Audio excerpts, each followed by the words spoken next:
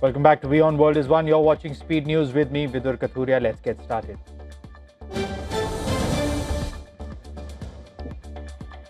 Taiwan's military conducted a series of emergency combat readiness drills in New Taipei in response to military exercises by the Chinese People's Liberation Army around Taiwan.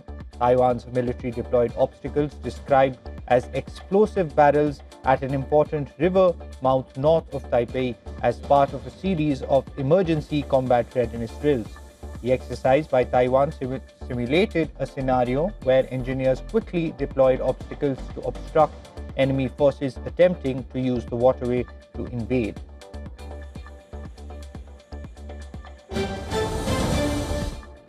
Japan said that China's military exercises around Taiwan increased tensions across the Taiwan Strait. A statement by Japan's foreign ministry said that the government of Japan has conveyed its concerns to the Chinese side.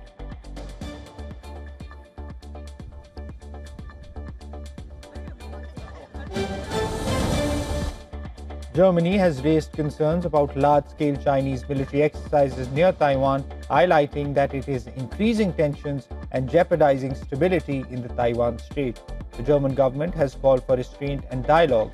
It said any change to the status quo must be peaceful and mutually agreed.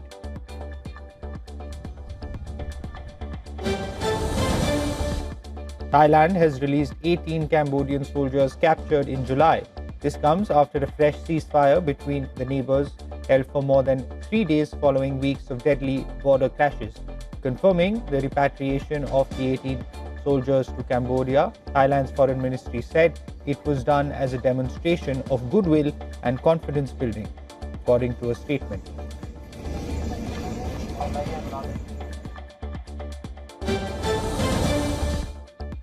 The latest Russian strikes have reportedly wounded 4 people in Ukraine's Odesa. The Ukraine city's military administration said that drones attacked the residential, logistical and energy infrastructure in the region. It also claimed that the injured 3 children include 2 children aged 8 and a 7-month-old. A 42-year-old man was also wounded and is in serious condition.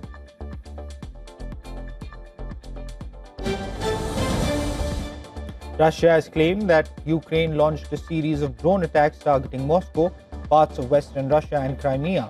It claimed that at least 1 person was injured near the Russian capital. Russian Defense Ministry said that its air defense units destroyed a total of 27 Ukrainian drones in the 3-hour period, including 3 of the Moscow region.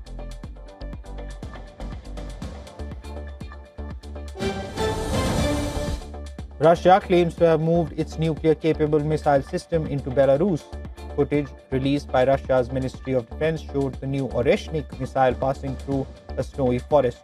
Soldiers were seen disguising combat vehicles with green netting and raising a flag at an airbase in eastern Belarus, close to the Russian border. The deployment would reduce the time it would take for a Russian missile to hit an EU capital.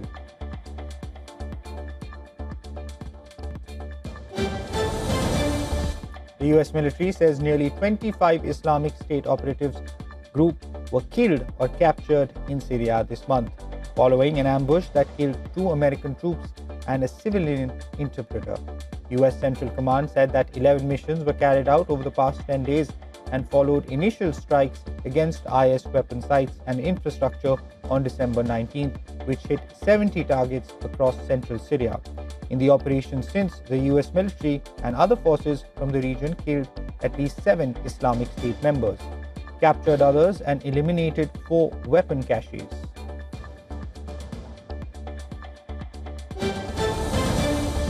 The United Arab Emirates says it is pulling its remaining forces out of Yemen following a Saudi ultimatum to withdraw within 24 hours. UAE and Saudi Arabia support different groups in the divided Yemeni government. On Tuesday, the Saudi-led coalition hit an Emirati shipment at Mukalla port in pre-dawn strike.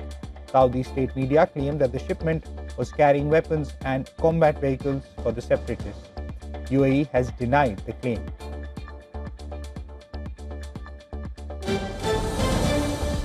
Israeli Prime Minister Benjamin Netanyahu has said that US President Donald Trump has expressed no misgivings about Israeli strikes on Gaza after the declaration of a ceasefire. According to Gaza health officials, these strikes have killed more than 400 Palestinians. 3 members of Israeli forces have also died in Gaza since the declaration of the ceasefire in October. Netanyahu told Fox News that he and Trump saw eye to eye on the need for Palestinian group Hamas to disarm.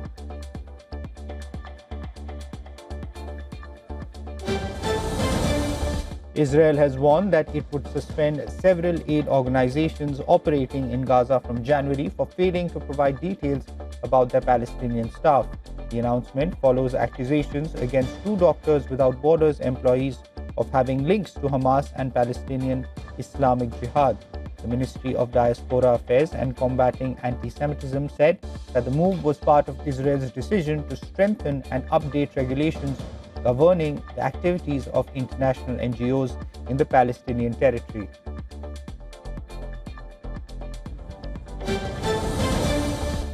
Over 10 countries have voiced serious concerns over renewed deterioration of the humanitarian situation in the Strait. In a joint statement released by the UK's Foreign Office, the ministries of countries including Canada, France, Japan highlighted how civilians in Gaza are facing worsening hardships as winter sets in. They call the situation there catastrophic.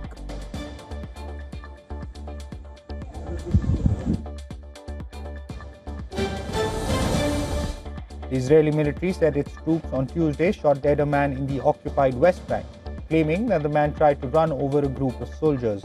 The Palestinian Red Crescent said it rescued 3 people after the Israeli army opened fire on a vehicle with Palestinian license plates between the towns of Inabus and Awarta. The Palestinian Civil Affairs Authority named the man as 20-year-old Qais Sami Jasser Alan, adding that he was shot by the occupation forces.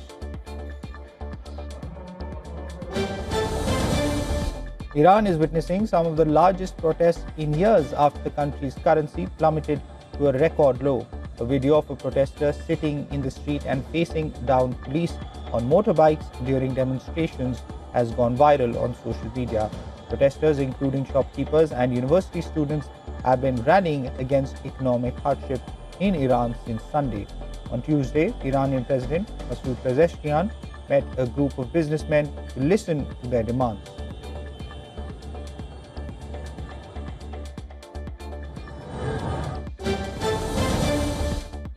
The funeral of former Bangladesh Prime Minister Khaleda Zia will take place in Dhaka later today. Zia will be laid to rest next to her husband, former President Ziaur Rahman. India's External Affairs Minister S. Jaishankar will be attending the funeral along with other world leaders. Primary funeral prayer will be held at the South Plaza of the National Parliament and the adjoining Manik Mia Avenue after midday prayers.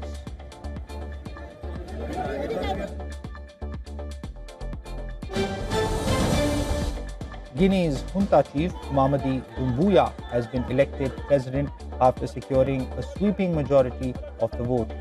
Mamadi had pledged not to run for office after seizing power 4 years ago. The 41-year-old faced 8 rivals for the presidency, but the main opposition leaders were barred from running. According to the General Directorate of Elections, he secured 86.72% of the first round vote, well over the threshold that would trigger a runoff vote.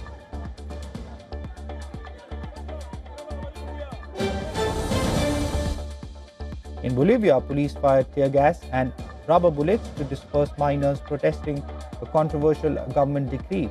The protest took place outside La Paz's Murillo Square. Miners confronted law enforcement as they attempted to advance on the central square.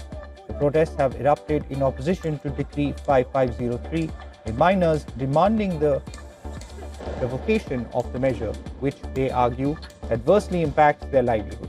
Demonstrators vowed to continue their efforts in what they describe as a fight for Bolivia's future.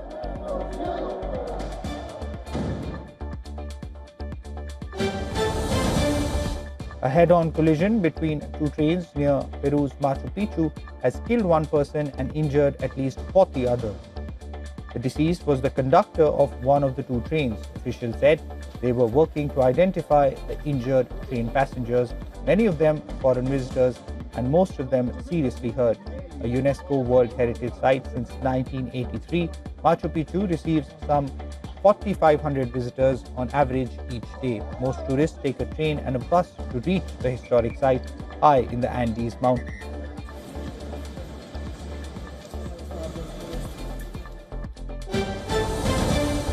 A goods train derailed in the southern U.S. state of Kentucky, leaking molten sulfur into the air.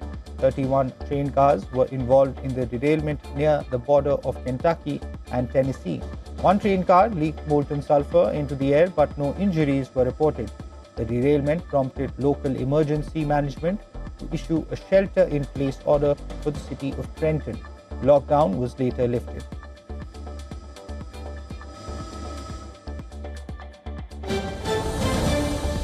The Trump administration has ordered to freeze all federal child care payments to the state of Minnesota. This after a video that alleged widespread fraud at child care facilities across the state went viral.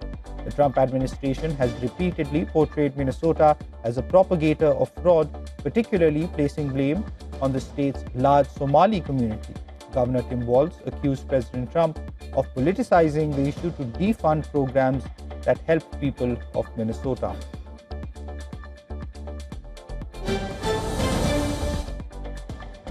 Zohran Mamdani has said that he will be sworn in as the mayor of New York City in an underground midnight private ceremony. Mamdani plans to take the oath of office on New Year's Eve in an abandoned subway station beneath City Hall. It acts as a turnaround for the local 5 train. Mamdani said the unusual choice of venue for the ceremony is symbolically resonant of the inauguration of a new era.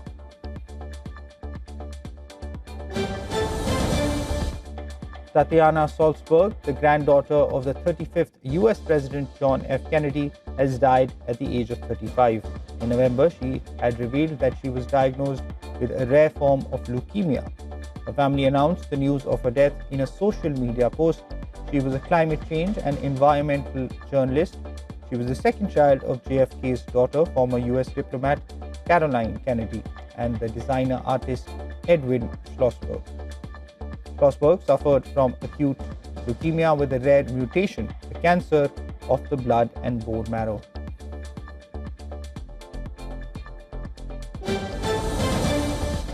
At least 148 flights were cancelled and over 150 flights were delayed at the Delhi airport due to dense fog and low visibility conditions. The Indian Weather Agency has issued a yellow alert for moderate to dense fog on New Year's Eve. On the last morning of the year, visibility had dropped to only a few meters in the national capital.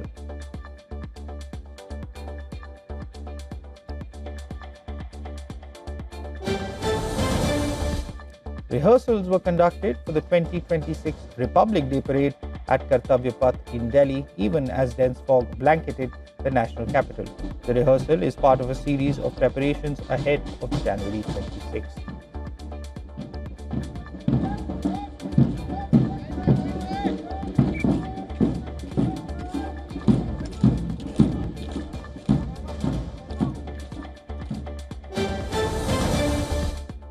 Thick smog has smothered Pakistan's Lahore city, obscuring views of landmarks and traffic.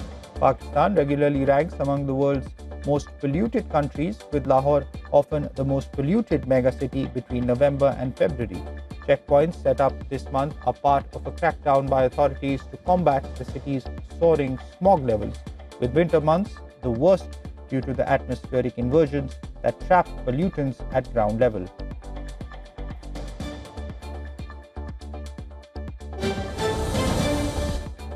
Powerful winter storm hit parts of the Midwest and Eastern United States.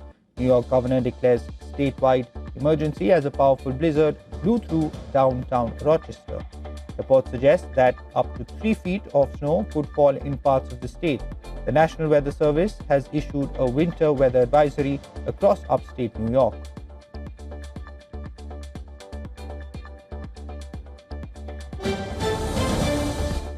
China has said it requires chip makers to use at least half domestically made equipment for new chip capacity, a move designed to strengthen the country's semiconductor supply chain and reduce reliance on foreign technology. According to a Reuters report, chipmakers seeking state approval to build or expand plants must prove that at least 50% of their equipment is made in China. The requirement is not publicly documented, but authorities have told companies they must show compliance through procurement tenders.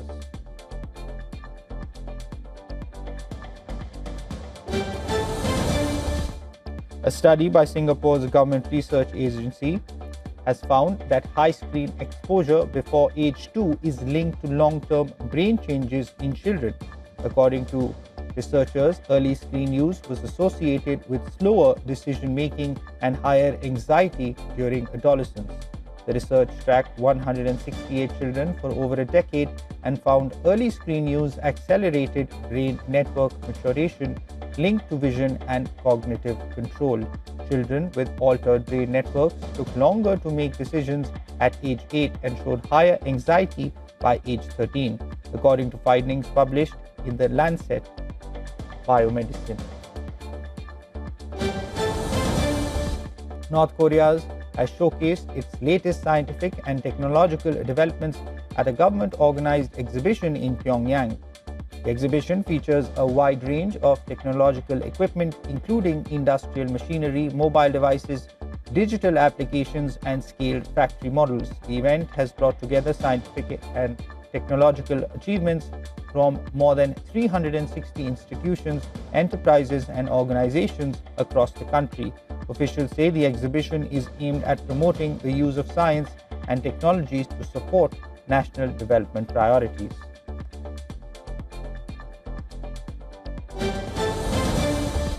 The Trump administration has lifted U.S. sanctions on 3 executives linked to spyware consortium Intellexa, according to a notice on the Treasury Department's website. The move partly reverses sanctions imposed last year under former President Joe Biden, which had targeted 7 individuals tied to the group behind the predator spyware. The Treasury Department said the decision followed a petition for reconsideration, adding the individuals had shown they had separated themselves from Intellexa's operations.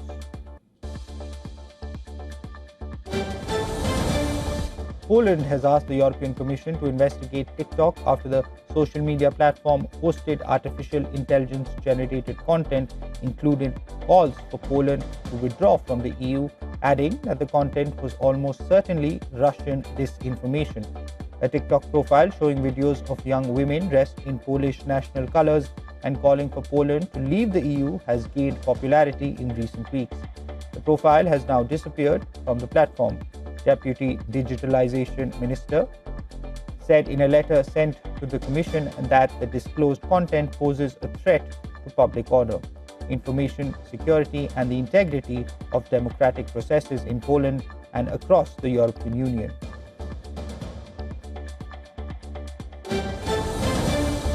Gold prices rebounded on Tuesday after a sharp fall, boosted by rising geopolitical and economic concerns.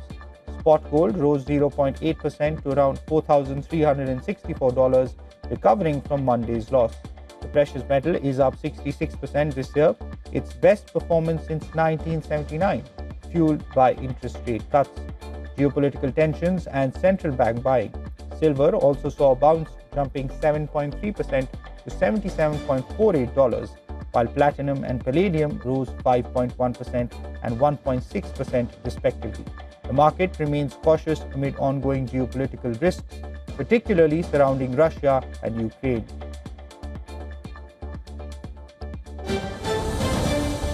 The US dollar edged higher in thin year-end trading after the Federal Reserve's December meeting minutes, as investors weighed the outlook for interest rates.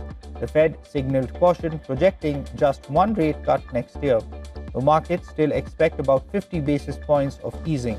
Despite the recent bounce, the dollar index is down nearly 10% in 2025, its worst annual performance in 8 years. The euro and sterling remain sharply higher on the year, while Japan's yen weakened slightly. China's yuan broke below 7 to the dollar for the first time in 2.5 years, marking its strongest level since 2023. Federal Reserve minutes show most policymakers expect additional interest rate cuts if inflation continues to ease. but divisions remain over timing and scale. The December decision to cut rates was closely contested, with some officials saying it could have gone either way. Markets now see only a 15% chance of a cut at the January meeting, while some officials worry about weakening labor conditions. Others fear inflation could become entrenched. Chair Jerome Powell's influence was evident in pushing through at the cut as the Fed balances slowing inflation against a still strong US economy. In sports, Arsenal closed out 2025 in emphatic fashion. The Gunners defeated third-place Aston Villa to end the year 5 points clear at the top of the Premier League. The first half at the Emirates Stadium in London ended goalless, but Arsenal took full control after the break, scoring 4 goals to put the match beyond Villa. Ollie Watkins grabbed a late consolation for the visitors in stoppage time. Arsenal now top standings with 45 points. Second place Manchester City have the chance to close the gap when they travel to Sunderland on January 1st. Aston Villa remains 6 points adrift of the league leaders.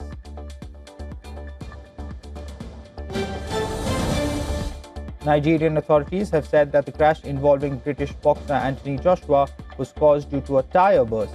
It was one of the key findings of a preliminary investigation carried out by a Nigerian traffic compliance agency. Joshua, who was admitted to Duchess International Hospital in Lagos, is in stable condition. The former world heavyweight champion was a passenger in a Lexus SUV that collided with a stationary truck on a major expressway in Ogun State near Lagos.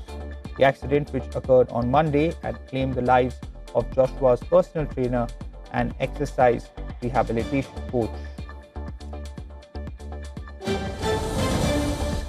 Royal Challengers Bengaluru's Ellis Perry and Delhi Capitals Annabel Sutherland have pulled out of the 2026 Women's Premier League season, along with UP Warriors star Tara Norris, while the Australian duo of Perry and Sutherland have cited personal reasons for opting out. Norris will miss the fourth season after being called up by the USA for the 2026 T20 World Cup qualifiers. RCB have replaced Perry with Indian all-rounder Shayali Satkare. Sutherland has been replaced by Australian leg spinner Alana King. WPL cricket will start from January 9th.